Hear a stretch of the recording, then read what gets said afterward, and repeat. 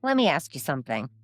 When was the last time you noticed something shifting in your body, your energy, your recovery, your focus?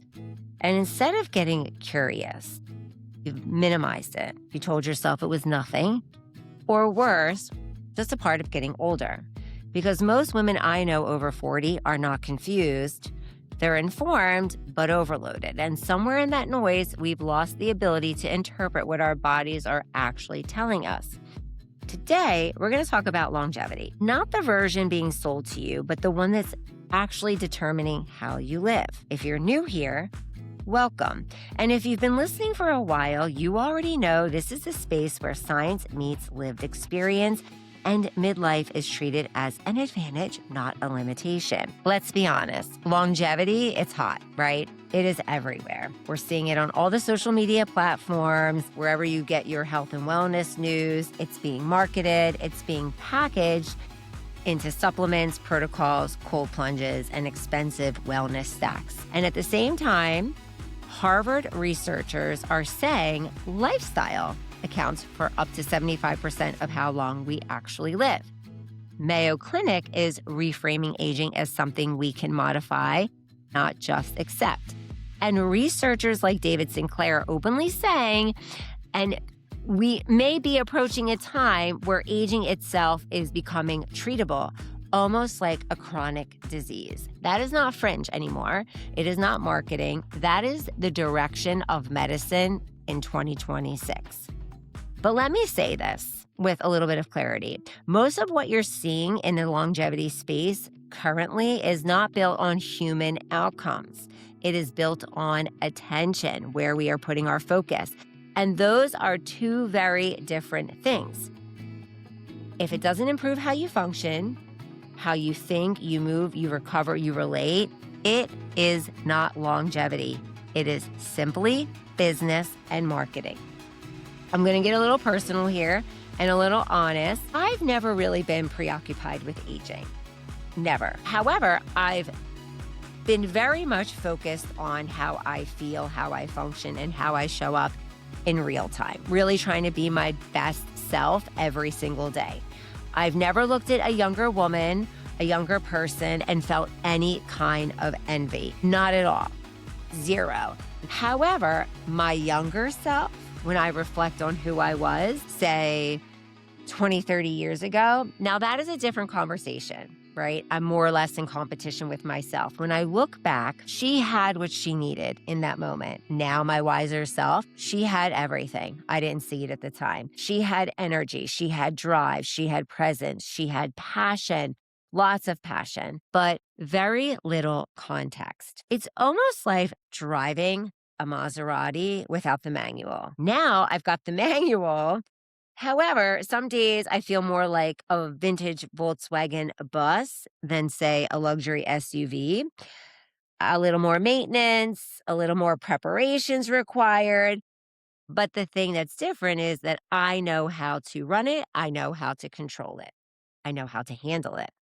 And that experience and wisdom changes everything. That old saying that youth is wasted on the young. I was just talking to friends about that over this week because this is what no one says out loud. Midlife isn't where things fall apart. It's where things become clear. It's where things actually start making sense and start coming together.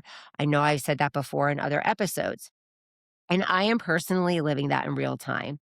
There are mornings I am walking through the city, through New York. I'm half awake. I've got my coffee.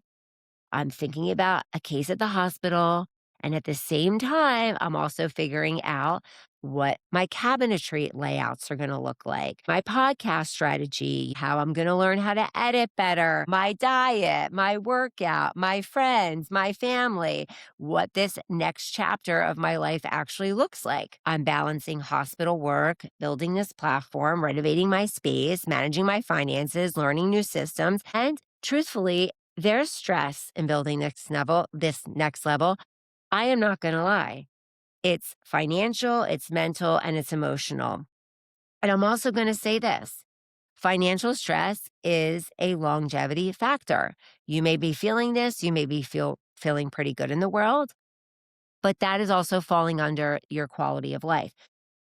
Chronic stress is not abstract, it is biological. But I do know this, the environment that I'm creating, the systems that I'm building, that is also longevity. That's also what I'm building now. It's all about my future, which is not aesthetic. It's this infrastructure of how I'm looking to live, creating my life. And after 3 decades in the OR, this is also what I know. We do not see a shortage of information. We see long term consequences of small, repeated decisions. That's where longevity actually lives. Let's get into what actually matters, shall we? Since this is what we're going through because longevity isn't about just adding the numbers of years to your life, adding birthdays at the end of the day. It's about how you're living while you're here. It's quality over quantity. First, let's talk about that lifespan versus health span because health span is the new buzzword. And medicine is also shifting from lifespan to health span, how well we're living. Because adding years without function, that's not really the goal. Like, what good is it if you're living, but you're confined to a bed, right? Instead of living till 80 and being able to walk and being able to socialize and being able to drive. Yes, I said drive, being able to travel, being able to enjoy your family and the little ones in your family. That for me is quality of life, not waking up feeling achy or having a lot of limitations. Clearly, we have limitations as we get older, but I don't know about you, but there's a lot of really spry older people here in New York City, and that's what I aspire to. But I would say they're constantly moving.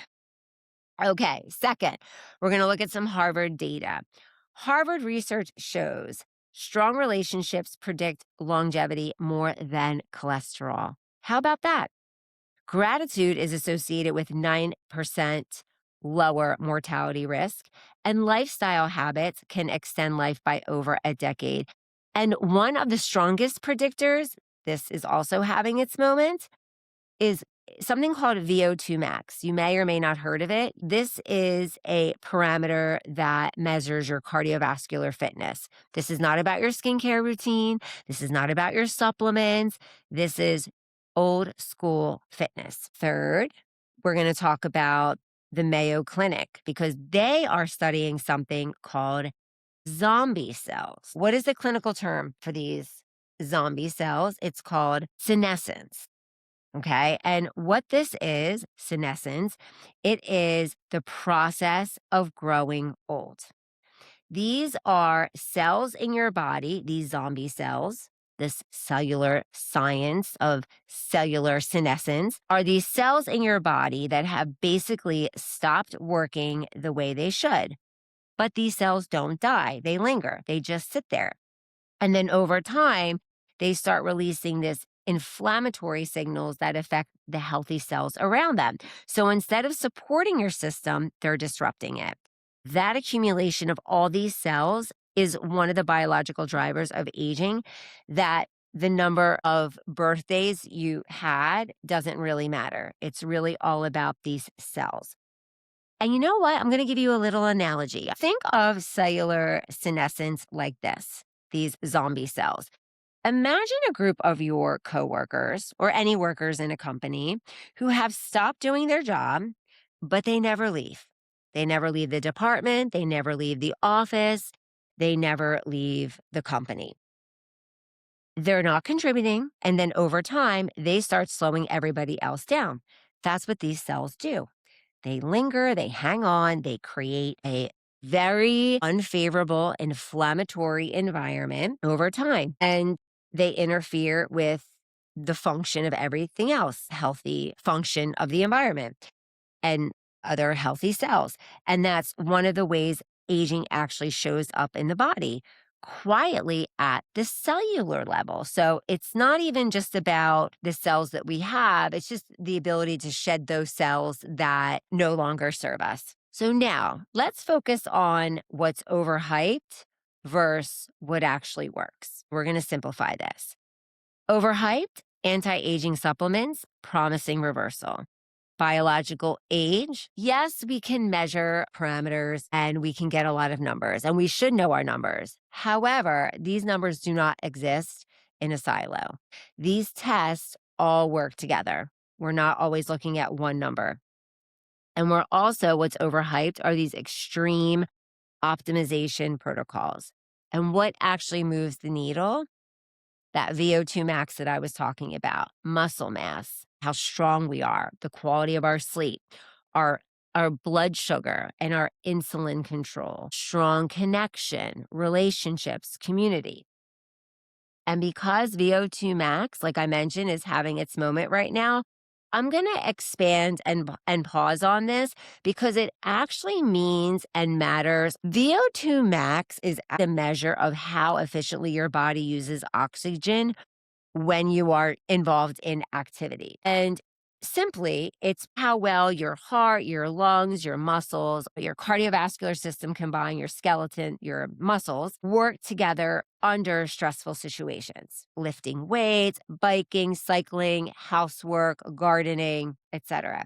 And clinically, it's one of the strongest predictors of how long and how well you live. Low VO2 max is associated with significantly higher mortality risk. Not years from now. This is measurable real time physiology that you can look at this number now and get a good idea what your health span is going to look like. And what the part that a lot of people miss is that this is a trainable number, right? You can improve it a little over time, right? And which also means you have more control over your long term health than most people think. Really looking at this number can really help your overall health. You might want to know, how do you improve this? Okay. A real, simple, doable ways of improving this number. And what I want to preface is that this does not require hours in the gym. I'm not talking 2 hours in the gym. I mean, hey, if you have that time to do all these things, great. These comes down to a few consistent things done well. Regular movement, walking counts, but you have to move and partake in activity with intention. Second way to improve your VO2 max are periods of challenging yourself where your breathing is a little bit elevated, your heart rate is up, and you're slightly uncomfortable. When you're trying to walk and you can't really have a conversation, you're trying, but you're laboring a little bit. I know a lot of people are wearing weighted vests now. When they take a walk, they're really trying to improve their VO2 max, build their muscle mass in everyday movement. And that's where adaptation happens when you're uncomfortable. That's how we grow. It can also look like incline walking, cycling, interval training, short bursts of faster movement, faster pace, layered into already what you're doing. And it doesn't have to be extreme. You can improve this little by little every single day. And the third way to improve your VO2 max is by strength training, because muscle supports your metabolic health and overall capacity. And finally, consistency. We're not talking about perfection. We're talking about showing up every single day and doing movement every single day and maybe trying to push yourself, 1 to 10% harder every day. And it really does depend on what your physical ability is going into it too. You really want to be smart about this always. Maybe talk to your doctor. Not intensity every single day, but just showing up enough that your body is forced into change. Because your body is going to meet you at the level that you train it to live at. Before you're going to spend money on trying to lower your biological age, ask yourself if you're actually improving your VO2 max, because one of these is an actual number. It's just a number. But the other one is actually your physiology. That's what we really want to pay attention to. We don't want to get caught up in trends. We really want to focus on which is improving that your physiology and really moving that needle. It doesn't have to be complex. It can just be very simple. It's not going to always be easy because you're challenging yourself, but it's going to be clear. I wanted to focus on VO2 max a little second to give it that moment and introduce that concept to you. Now, let's go back to overall longevity. The industry truth, the fourth pillar in longevity, there is no supplement proven to extend human lifespan in humans. Most of everything that you're seeing right now, it's very experimental. I'm not saying that it doesn't work, okay? A lot of it's anecdotal, but a lot of it is also mouse data. We don't have a lot of human data right now. It's a lot of early research. It's a lot of strong marketing. And I want you to get focused up is that longevity is not a concept that you buy. It's something that you build. I'm not saying the data won't be there in a few years from now. And I always say, and I always challenge people too, because I dabble in a little bit of everything. I love to green juice, protein, creatine, collagen peptides, colostrum. I do blue green algae. It seems like a lot, but I alternate these things. NAD, full disclosure. And I know there's not a lot of data around there, but how are we ever going to get the data if we don't do these things and start studying them? So that's the way I look at it. I know other people could argue with me there, but I feel really good at where I'm at in this state of my life.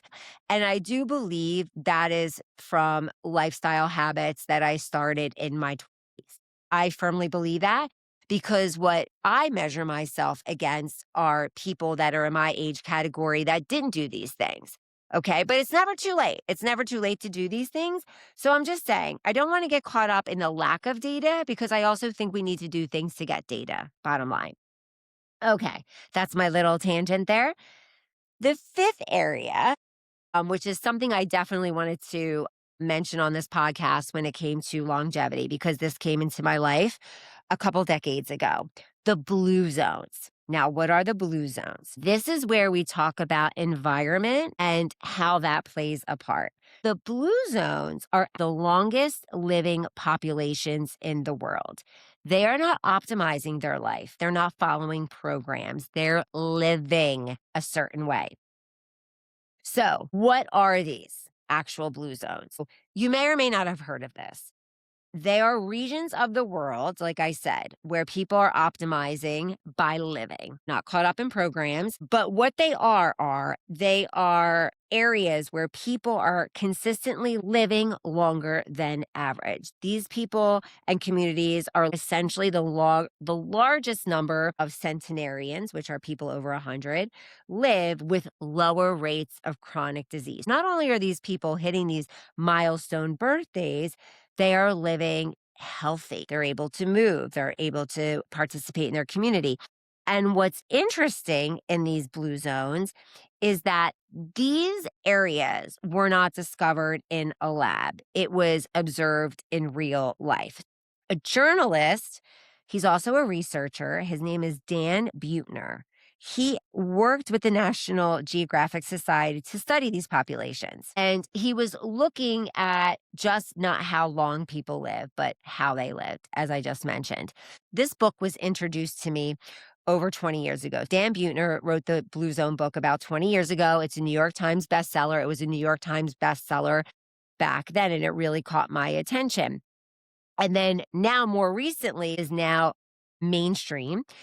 Has brought into the conversation through the Netflix series that's called Living to 100: Secret of the Blue Zone. So if you haven't seen it, it's worth watching.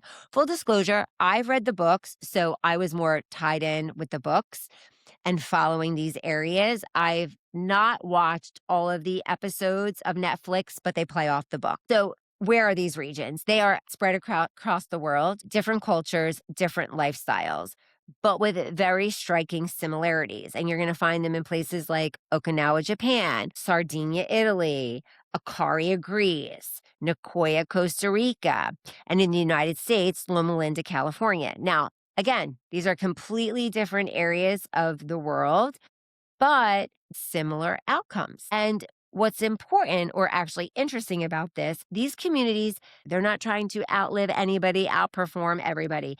They've built lives that naturally support health. And across all of these regions, they've got different languages, different cultures, different religions, different life philosophies, but the same patterns show up.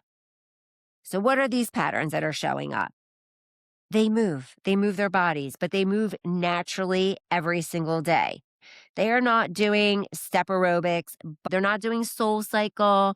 They're not doing solid core Pilates. They are incorporating movement into their life. They're walking, they're gardening, they're living, they're, fishing for their food. They are picking their vegetables, right? Harvesting, building their environments. And the second part of this, when I was talking about food, like a lot of natural food, right? It's food that they grow themselves. It is mostly plant based, but there are also a lot of these are areas are in fishing villages, Japan, Greece, Sardinia, Italy. It's real food, nothing processed, nothing extreme, all natural.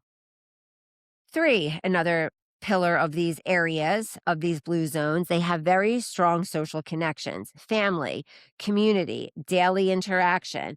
This is not occasional dropping in. This is constant interaction, very much yeah, communal like living. And the fourth is they have a clear sense of purpose. What I find this interesting when you look at like in Okinawa, I thought this was interesting. They call it ikigai. Pardon me if I'm totally butchering that word. I'm trying, which is really a reason for being. In Costa Rica, like plan de vida, which is a reason to wake up. So it's philosophy. There's purpose, meaning, community. It's very much about what's going on outside of yourself. It's not so much egocentric. It's for the best of the community, the best for the family. They are living at a much slower pace. They nap. They're not burning out. They don't work themselves and then collapse.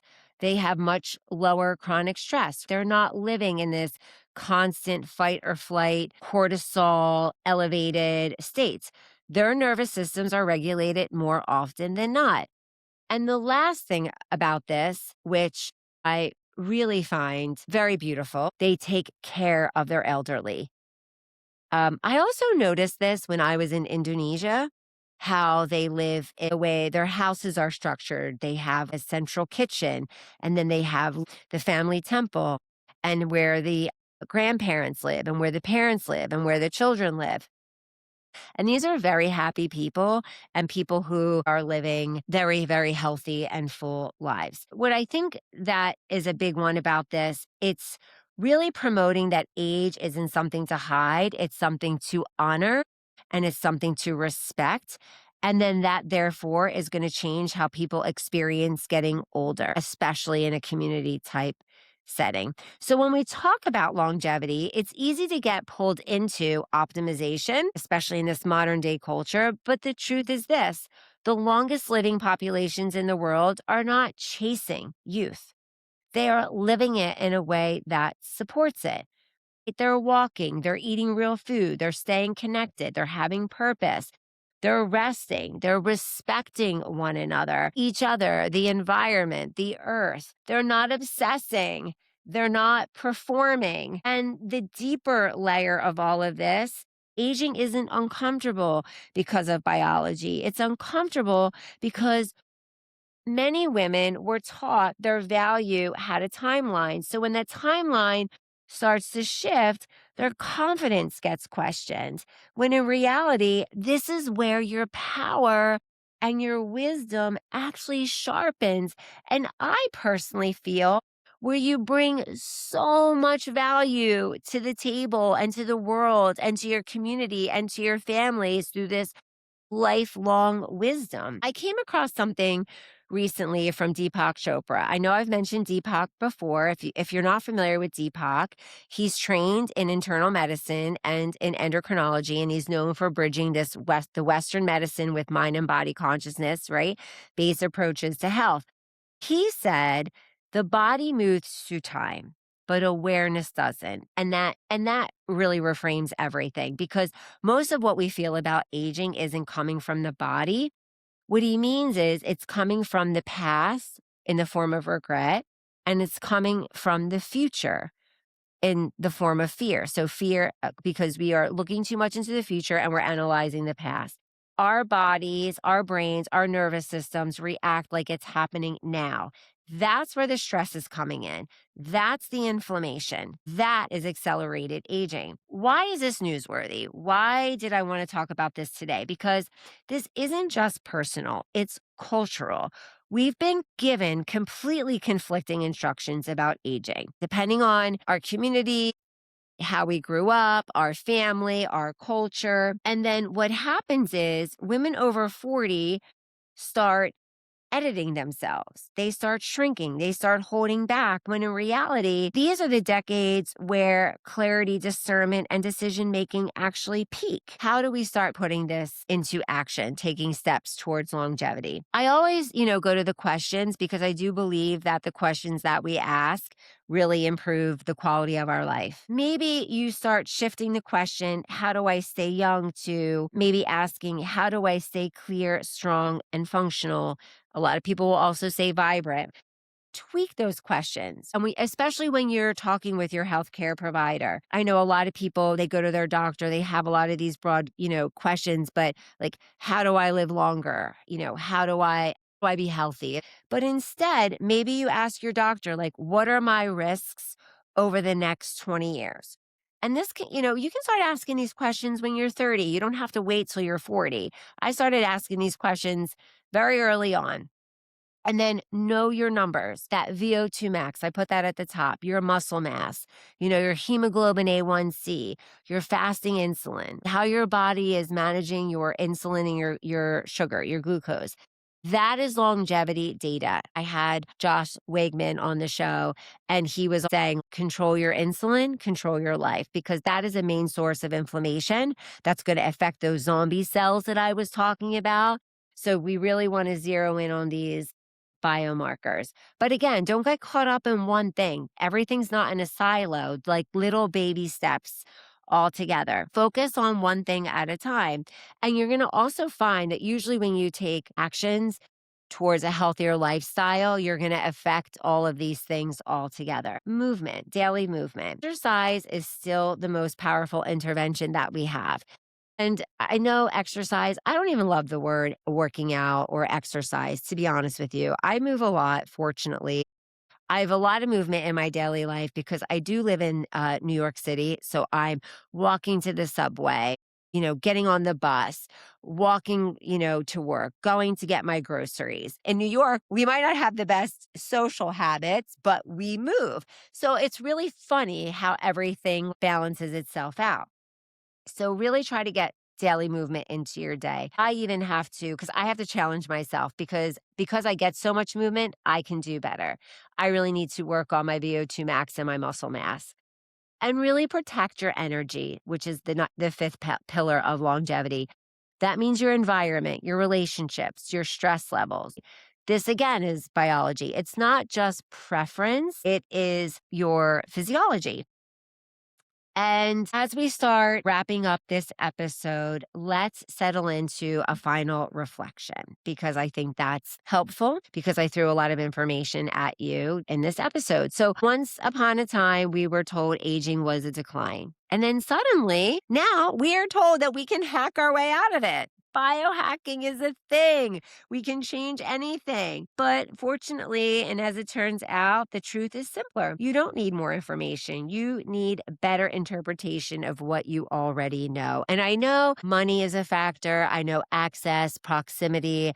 But what I try to bring to these conversations is that it really is basic fundamentals. We all can throw on a pair of sneakers. We all can drink more water, get more vegetables, move a little bit, meditate, because I'm also on a budget. I do work in healthcare. I do have access, but the things I enjoy, all these things add up. So I do also try to keep things simple. And to be honest with you, when things get too fancy, it's too much for me. I need to keep things pretty streamlined.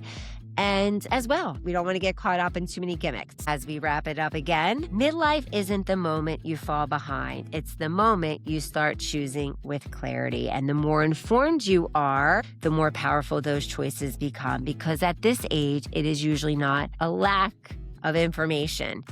It's whether you're willing to interpret what you already know and actually living in alignment with it. That is the part I wanted to bring that together, was the alignment. You start to notice what costs you, what drains you, what supports you. And instead of pushing through, you adjust. That is not decline. That is wisdom. That is intelligence. That's awareness. That, my friends, is longevity. So if something in this episode resonated, if you've been feeling those little subtle shifts in your body, your energy, your focus, don't ignore them. Pay attention, sit with them, get curious, because that's where better decisions start. If this gave you something to think about, share it with someone who's at this stage in life with you. It's always fun to share and talk about it. Someone who's also trying to do this better, not perfectly.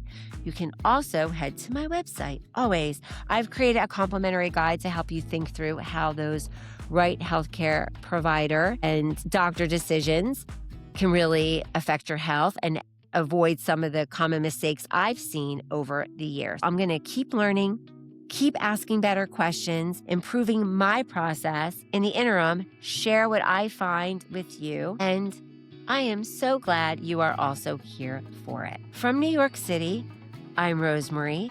This is Second Opinion. Until next time, stay curious.